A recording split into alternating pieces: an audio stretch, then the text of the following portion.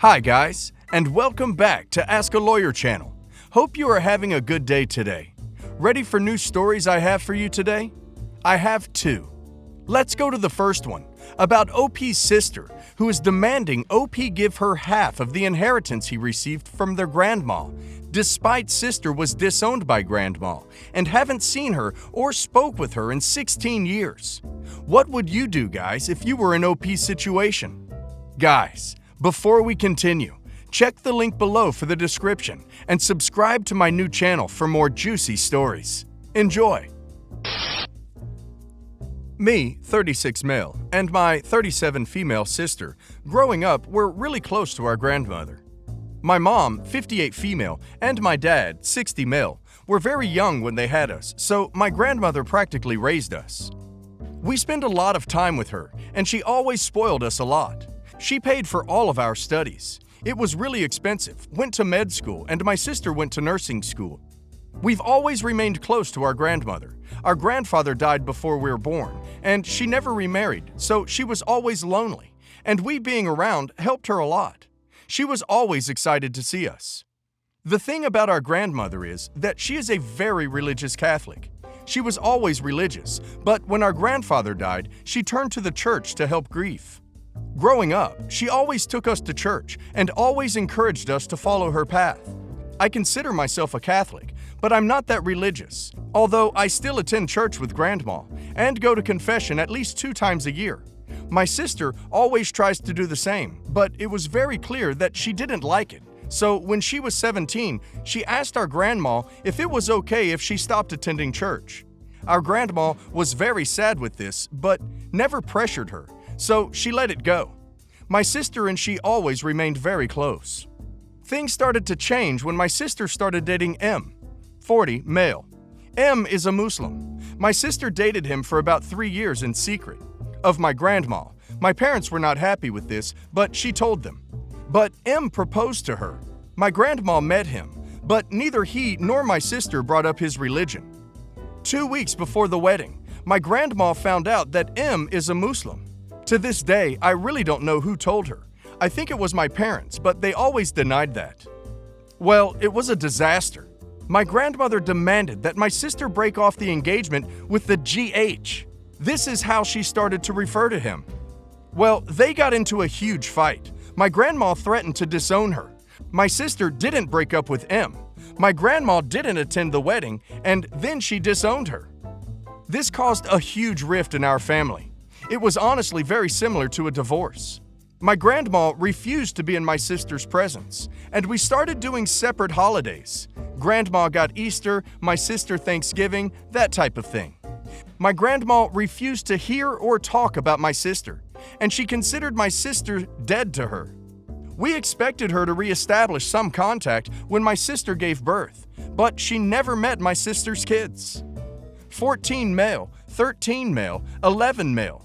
They never spoke to each other in these last 16 years. On the other hand, I remained very close to her. She absolutely loved my wife. I honestly think she liked my wife more than me.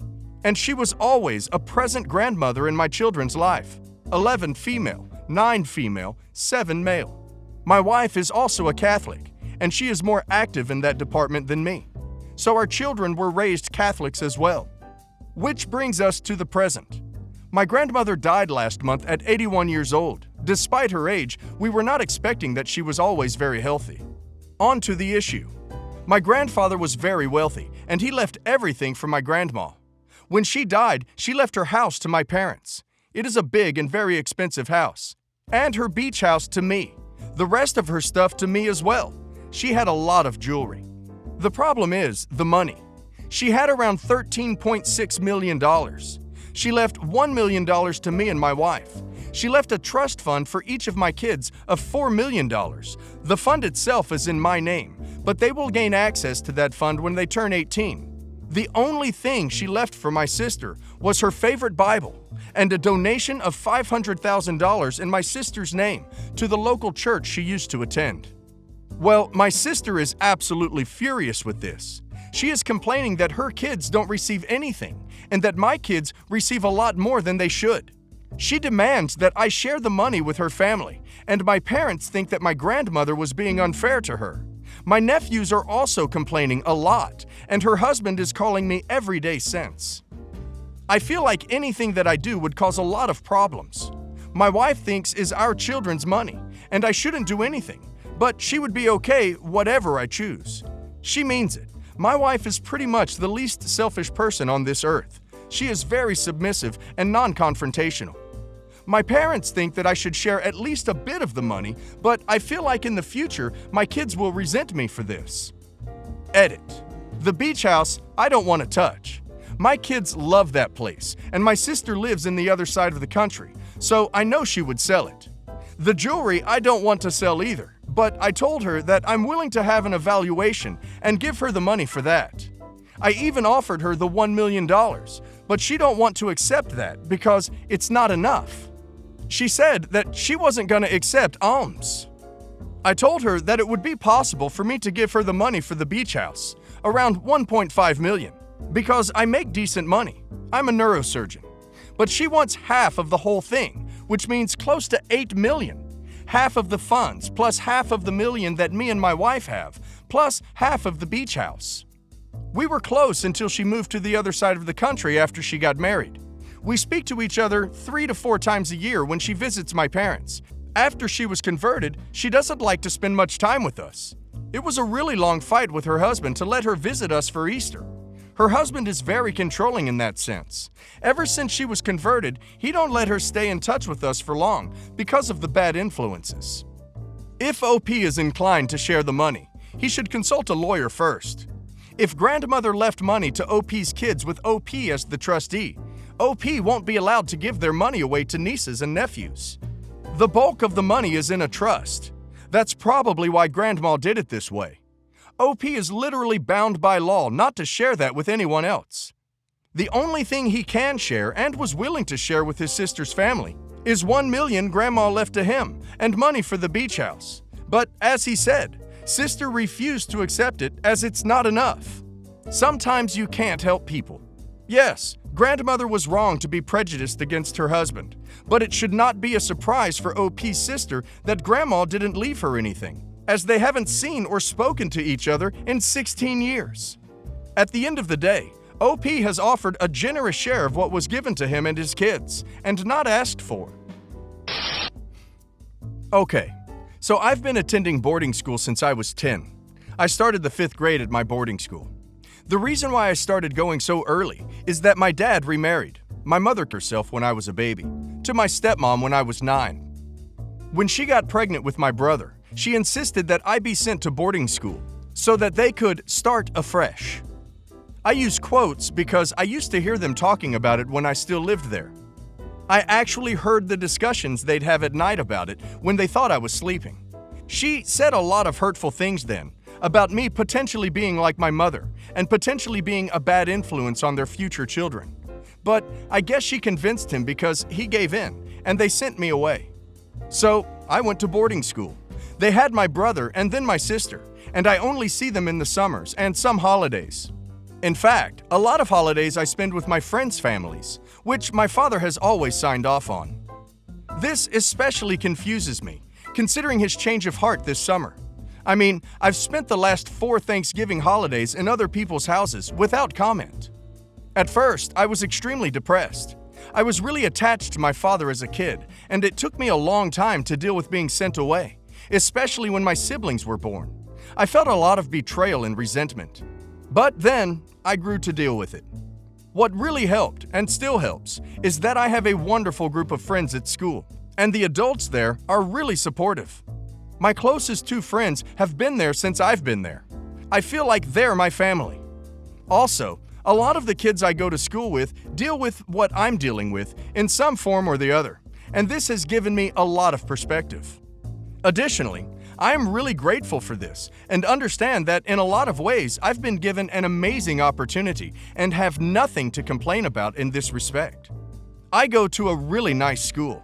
I love the grounds. I love my classes. I love the extracurriculars. I love my teachers, and I love my friends. The picture people paint of boarding schools isn't the one that I experience. It's pretty easy for me to say that I prefer being at school 100% more than I prefer being at my father's and stepmom's home. When I'm in their home, I feel like an outsider. They do their thing and I do mine. It's especially awful though because I still get the sense that my stepmother doesn't want me around when I'm there. She barely acknowledges me, and I know she influences my brother and sister not to interact with me. I know because I took them to a theme park 2 weeks back, and they told me this after a full day of having fun with each other.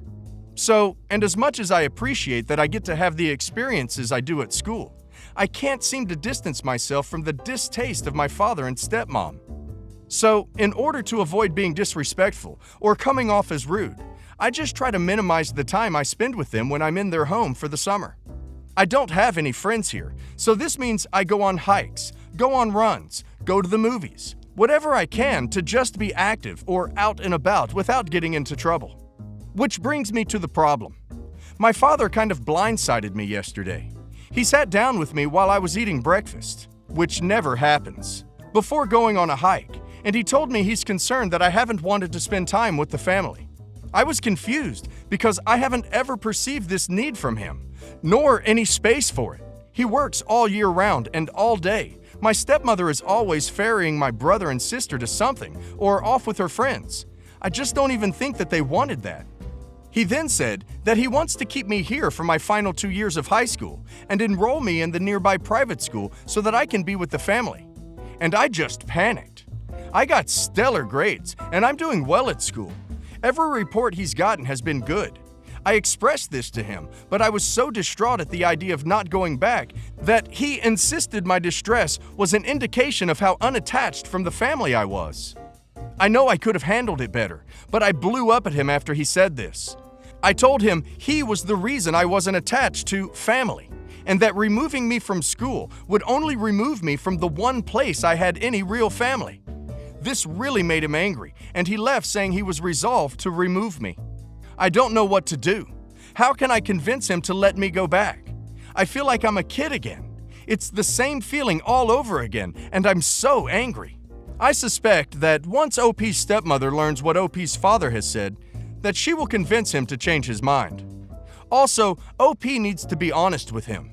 He'll be shocked and deny it, but if OP will be honest, he'll understand. OP needs to tell him she heard when she was 10 the reason she was shipped to boarding school is so that his family could start afresh. At the time, she resented it, being displaced, but she found what was missing at home: acceptance. She is now thriving at school, with friends who willingly and want to have her over for Thanksgiving. And she doesn't feel the same at his house. She feels like an intruder, not a true member of the family. Even OP's brother and sister admitted that stepmother instructed them to treat OP this way. This conversation will not be easy, so OP should consider writing it as a letter instead. OP's father is an absentee parent. He needs to learn the truth. Update. I've been silent since the first few responses because I wanted to process all the suggestions coming my way. First, thank you so much for your concern and kindness. It really helped me to sit down and think more calmly about this situation. Secondly, I decided to write an email to my father, in which I apologized for my outburst, expressed my understanding that we should develop a better relationship, and my want for one as well. I don't know if I really want this, to be honest, but based on feedback, it seems smart to include this. And my belief that pulling me out of my school would not result in that goal. I offered alternatives, like FaceTiming regularly and more consistent visits during the holidays, like Thanksgiving. I also suggested that maybe we should do something together during this holiday so that we could talk and catch up. We used to hike a lot together when I was a kid, and I suggested that we go on one together, like this weekend. I also explained that I feel I've been a responsible and productive student at the boarding school, pointing out that I head the diversity club, have provided peer tutoring each year since 8th grade, and have maintained a good GPA, and that disrupting my schooling might be counterproductive. I explained that my outburst was due to these details, rather than my not wanting to be closer to him. I closed out saying, I know he wants what's best for me. I hope this is true, and I'll choose to believe it. And I want to work with him to make that happen. So now I'm waiting for his reply. I'm pretty anxious because I honestly don't know how he'll reply. I'm taking advice given to me here though, and trying to make plans in my mind for any response. I haven't told any of my friends yet because I know they'll tell their parents, who may contact him, and I can't be sure how he'll react to that. If he refuses after my email, maybe I'll try to have an adult intervene. I'm still thinking it through. Update 2. He responded. OP. When we spoke, I told you I had made my decision. That stance has not changed, and I am disappointed that you have chosen to ignore my words. Do not forget that you are still a child under my care, despite what you may feel. One day, you will see the wisdom in this and be thankful. I am currently on my way out on business and will be back on Saturday. Until I return and I am able to speak in person, I do not want to hear or read another word about this issue. I want to contact my headmaster and dorm parent. I have good relationships with them, but now I really feel if they contact him, that will be the end of it. I think I ducked this up. I shouldn't have sent that email. I should have waited. I don't know. My friends' parents are all pretty influential, well known in my dad and stepmom's social circle, and I'm worried it will humiliate my dad and stepmom if they find out about this issue or try to intervene. I feel so paralyzed. Update number 3. I'm going back to school. A lot has happened in a short period of time. I don't think I dealt with my father's email in the smartest way, but it worked. Advice telling me to speak to my stepmom really stuck with me. I felt so desperate that I spoke to my stepmom about the situation. It became very obvious very quickly that she had no clue that my father had wanted this. She immediately left the room after I explained the situation. I could hear her arguing with him, saying it was a deal breaker and that she wouldn't have it. He called me soon after she hung up and sounded so very angry. He said it was clear I had made up my mind and didn't want to be a part of the family. He said that he had wanted time to let my stepmother know and wishes I had trusted him. I didn't even know how to start explaining why I feel his view of my feelings are so wrong before he told me that since I didn't even want to try working with him, he's sending me back. He ended the call saying, "I hope you can deal with the consequences of your choices." I'm angry at him because I feel like so much of this is miscommunication on his part. But I'm happy more than anything because I get to go back. Thank God. I'm going to lay low, be as nice to everyone as possible, and try to ride this out until school starts, which is soon. I'm so relieved.